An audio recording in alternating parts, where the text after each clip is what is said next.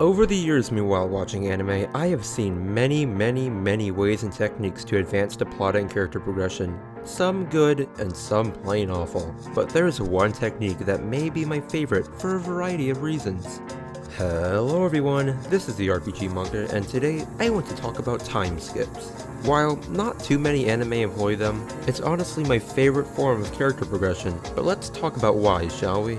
Though before I go any further, here's a quick spoiler alert for any of these shows. They may be minor, but if you want to stay 100% pure, I'd suggest you be careful. Now, have you ever felt that a show just has periods that are just boring and don't belong at all? Well, time skips are here to save the day, and let me tell you, for long-running shonen anime, they truly do wonders. Let's focus on One Piece for a bit, because it has quite the dramatic time skip that is honestly one of the best decisions that the show has ever made. Well, technically the manga. As many of you painfully know, One Piece has filler, and a lot of it too, as most long-running anime tend to have. So after our favorite pirates are separated halfway through the show, and instead of going over each pirate's story of what happened when they were separated, they instead did a 2-year-long time skip, and I've gotta say, it did the series wonders.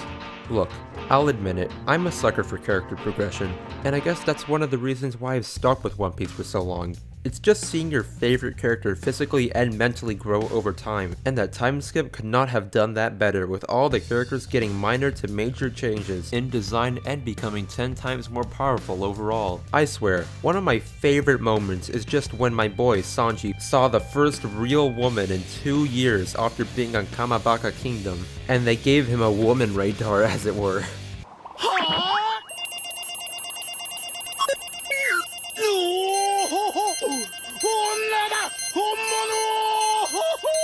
It's just moments like that, created by the time skip, that are really one of my favorites of the show. Not to mention the suspense it builds up to the reveals of everyone's new powers. That shit is just fantastic.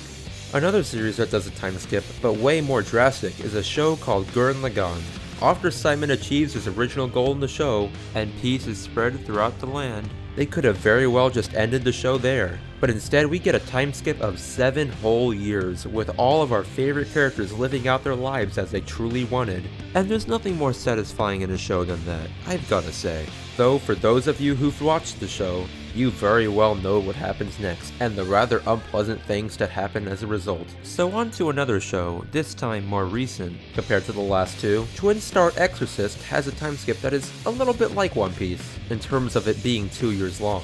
Though the reason I included this time skip is because this shows sometimes time skips don't really need to have a huge build up like One Piece, and they still serve their purpose fine. Like in Twin Star Exorcist, it just takes us to when the characters are in high school because they were in middle school beforehand. When you first hear about it, it's not really that much of a jump, but in reality, it has way more of an impact than you'd think.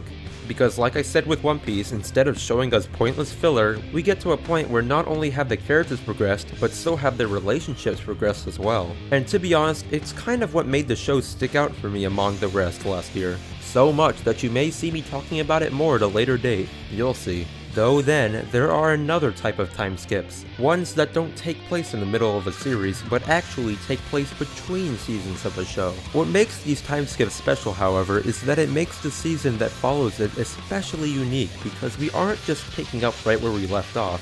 Instead, it's almost like we're starting a completely new story with our characters sometimes being drastically different. A very recent example of this would be Season 5 of Samurai Jack, with a 50-year time skip since its last season, which aired over 10 years ago.